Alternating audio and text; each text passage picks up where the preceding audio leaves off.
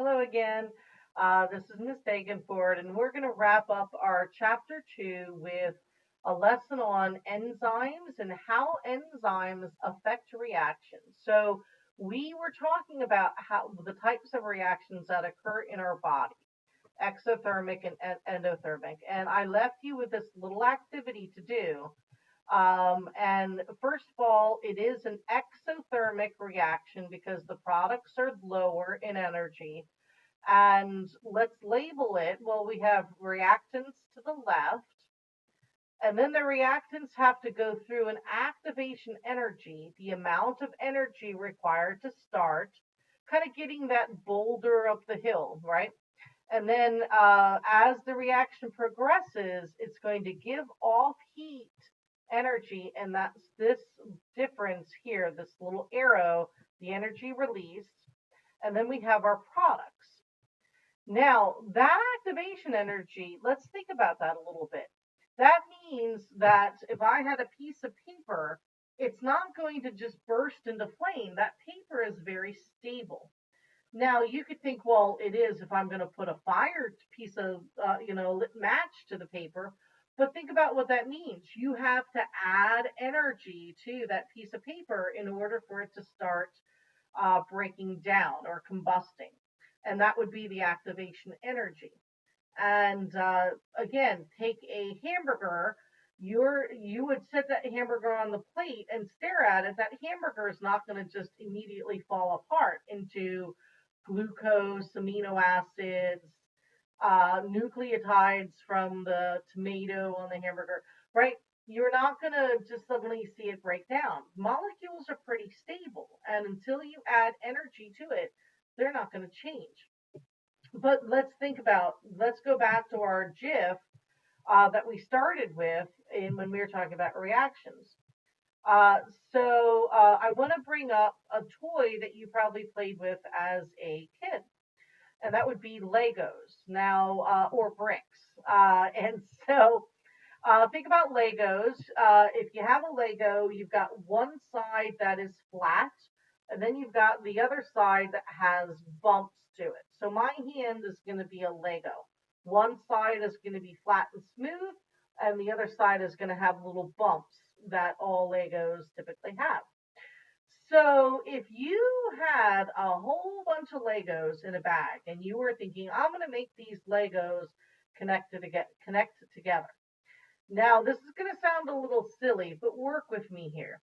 If you were to have all of those Legos in a bag and you then shake the bag and shake the bag as hard as you can, and then you dump out your Legos, you might have a couple of Legos that, because you did it fast enough and they just happened to hit perfectly, they may have joined together. But all of you are immediately thinking, well, that's a dumb thing to do. If you want to connect Legos, you're going to hold the Legos and listen to my stress. I'm asking you to describe the Lego example. So think about what this means. If you were to hold the Legos in your hand, you're not going to put the Legos with the two flat sides together. You're not going to hold the Legos so the two bumps are together.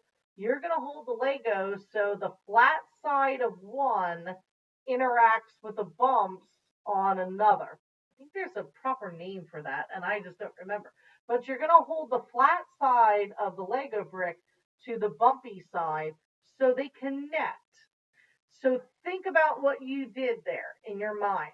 You were thinking, I have to hold the Legos in the right position so that when I put the Legos together, they can just snap together really nicely. And by doing that, it required less energy as opposed to shaking the bag of Legos and shaking the bag of Legos. I can just put the two together and just snap them together very nicely. So that's our description of the Legos. You've got to hold them in the right position. And by doing that, it takes less energy. And that's our idea. So what are we talking about? We're talking about a molecule that can do what we do. It can hold molecules in the right position. So instead of it being random like this in our GIF, what we have is an enzyme that has a specific shape.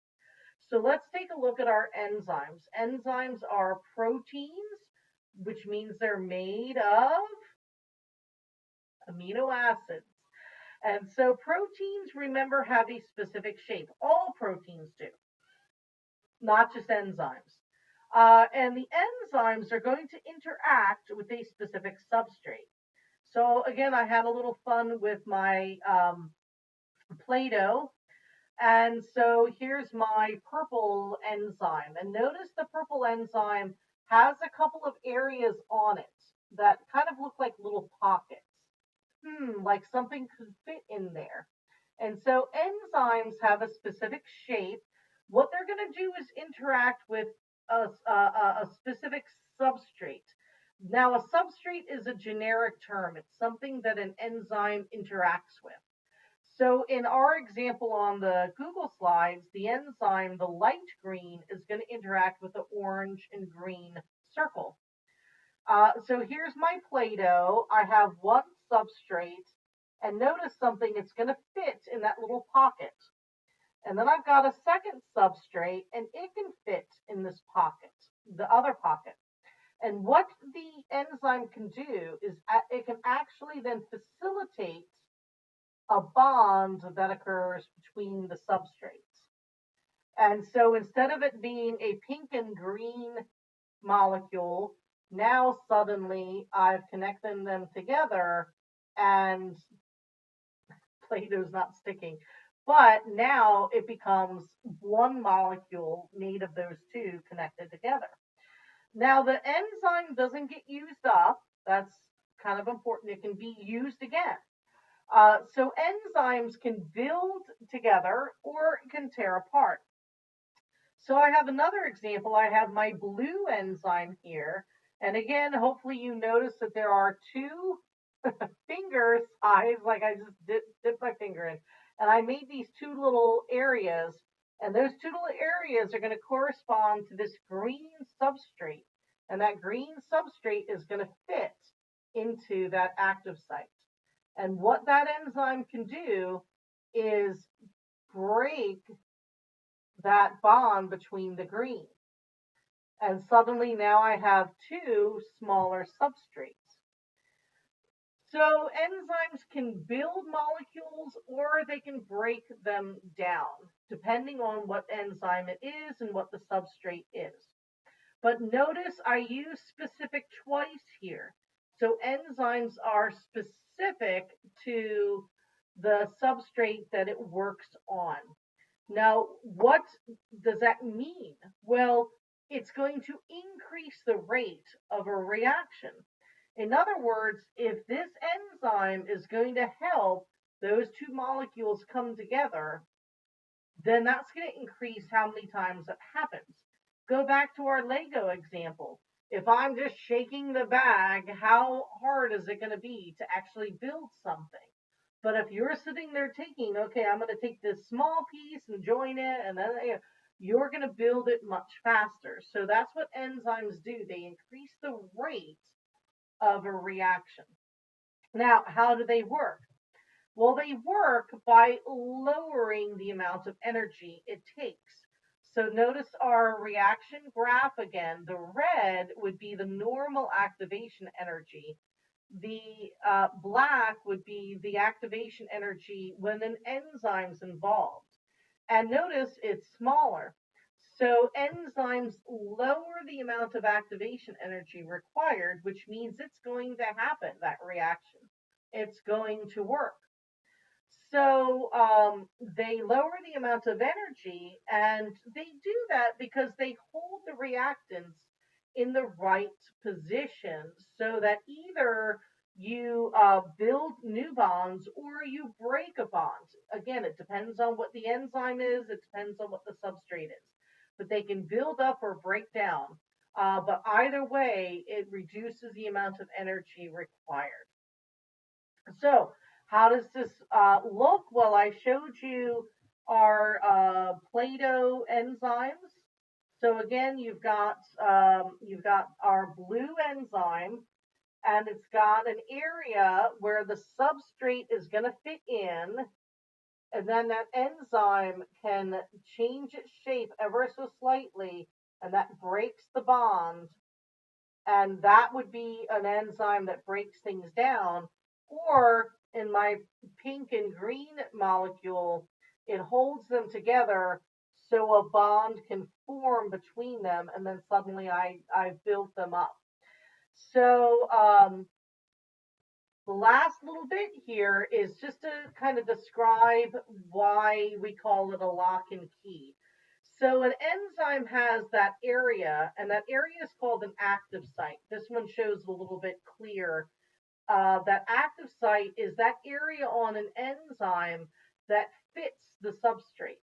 And so notice in this picture, we've got a disaccharide coming together, and it's going to be fitting in the active site, and then the enzyme can then break them apart. So notice they fit together like a lock and key.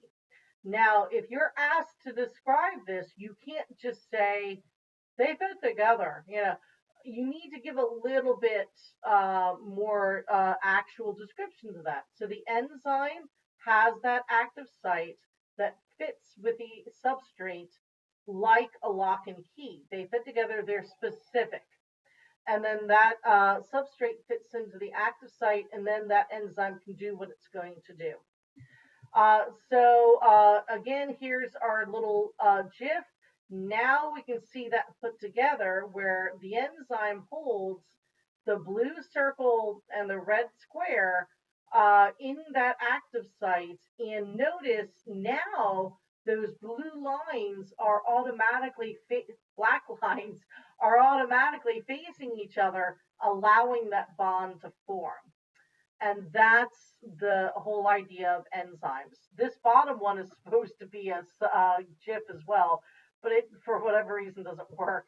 But that substrate would fit into the active site. In this case, it's breaking apart that substrate. So the last picture, or the last two, are a couple of other activities that I want you to go ahead and complete.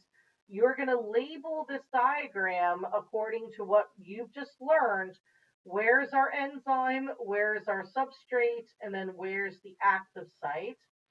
And then this last picture is to kind of practice which enzyme works with each substrate. Now, some of them aren't. There's one that's just not quite as clear, but I tried. So see if you can match the enzyme to the substrate that works with it, and then so pause the video and go and do those, and then we'll come back and check. Okay, so let's take a look. So in the diagram, the purple, let me go ahead and X out of this. The purple should be your enzyme. So B should be your enzyme. Your substrate should be the yellow little ovals. And then C is representing our active site.